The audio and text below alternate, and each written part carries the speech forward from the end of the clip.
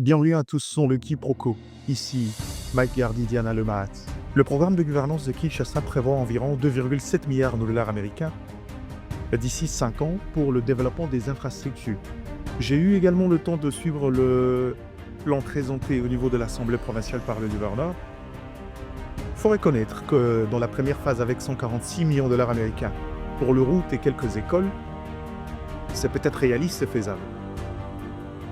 Mais il y a une vidéo qui a circulé où on a vu le gouverneur parler de l'arrivée de Métrobus à Kinshasa pour désengorger et améliorer le flux de circulation dans cette ville. C'est peut-être une bonne idée, mais beaucoup d'experts s'accordent à dire que Kinshasa n'a pas un problème d'engin des moyens de transport, parce qu'il y en a d'ailleurs de trop, mais que le problème c'est la route.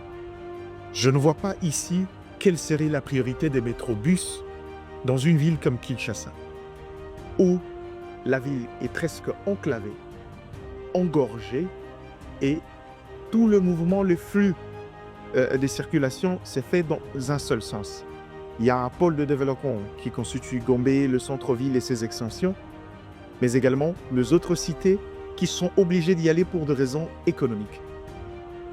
Monsieur le gouverneur, j'ai regardé ces programmes, j'ai vu de bonnes intentions et plusieurs orientations, mais je n'ai pas vu un projet sur la relance du rail dans la ville province de Kinshasa. Est-ce que, faudrait-il vous le rappeler, une mégapole comme Kinshasa ne peut survivre sans le train urbain? Vous avez laissé la responsabilité au gouvernement central? Je ne sais pas, mais à ces niveaux-là, il faut une synergie pour que ce train soit très vite remis en circulation. Les embouteillages sont devenus un véritable phénomène de société aujourd'hui qui dérange et les aspects économiques, mais aussi la libre circulation de personnes de leur vie. Aujourd'hui, cette question fait tarauder les esprits, fait couler beaucoup d'encre salée, parce qu'on se pose la question si Kinshasa a pris la mesure de la chose, si Kinshasa a compris les enjeux. Quelqu'un m'a interpellé une fois, me posait la question, est-ce qu'aujourd'hui, on se rend compte d'où on va? Monsieur le gouverneur, Kinshasa a plusieurs possibilités en attendant la création d'une nouvelle ville pour pouvoir aérer et réaménager cette ville de Kinshasa. Il existe le moyen de transport multimodal. Il suffit, avec la régie de voies fluviales, pour pouvoir faire des opérations de drague sur le fleuve Congo pour permettre à ce que ceux qui peuvent quitter Maluku arrivent au centre-ville par la voie maritime. Mais aussi, relancer le train permettra de désengorger la ville et quitter la dépendance vers le transport par voie routière.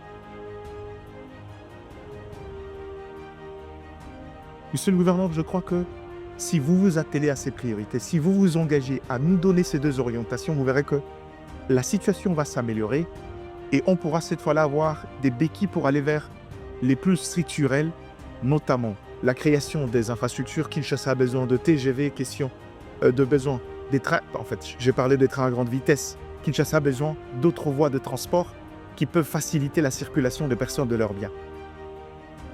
Mais la grande question, comment maîtriser la forte spéculation qui existe dans le transport à Kinshasa? Comment ça s'explique qu'un trajet, si vous regardez la structure de prix, qui doit coûter normalement 1000 francs congolais, peut atteindre jusqu'à 100% d'augmentation? Il existe donc mon pays des motos à 10 000 à 15 000 pour des trajets qui coûteraient 1500 francs. Qu'est-ce qui peut justifier cette faiblesse selon l'autorité de l'État? Monsieur le gouverneur, moi j'ai la réponse.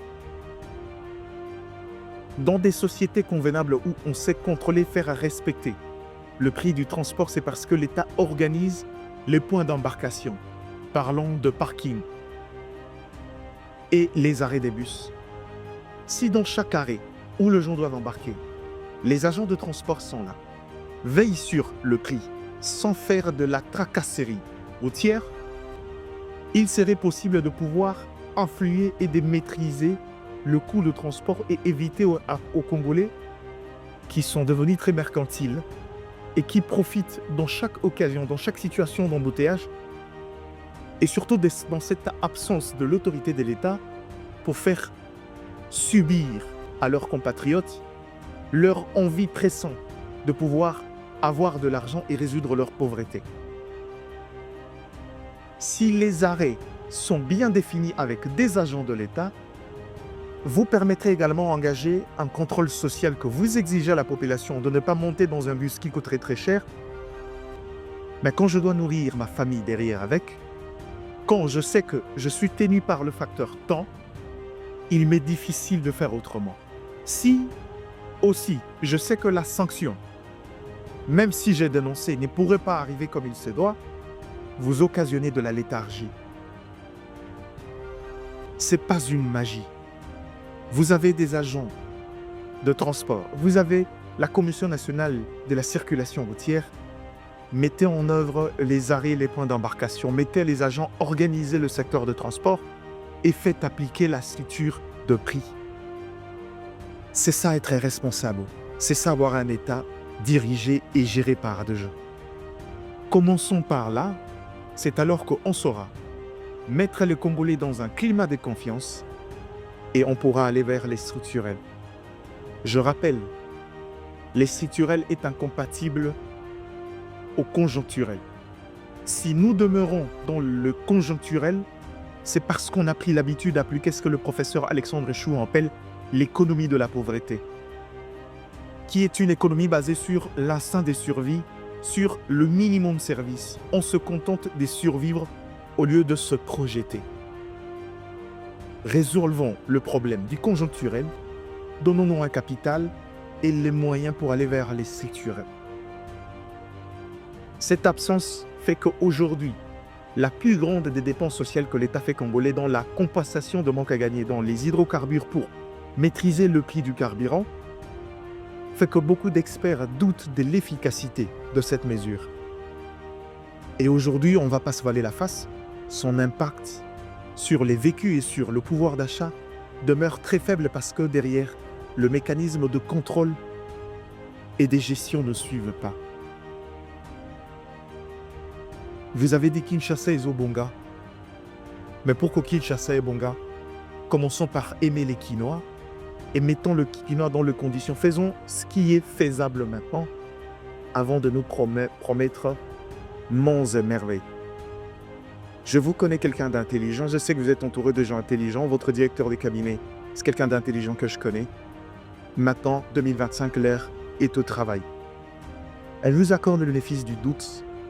Faites votre travail et on reviendra très vite pour juger de ce que vous faites parce que le Congo nous appartient à tous et on fera de notre effort pour user de nos moyens, de la grâce qu'on a, d'être écoutés pour vous pousser au travail et aux résultats.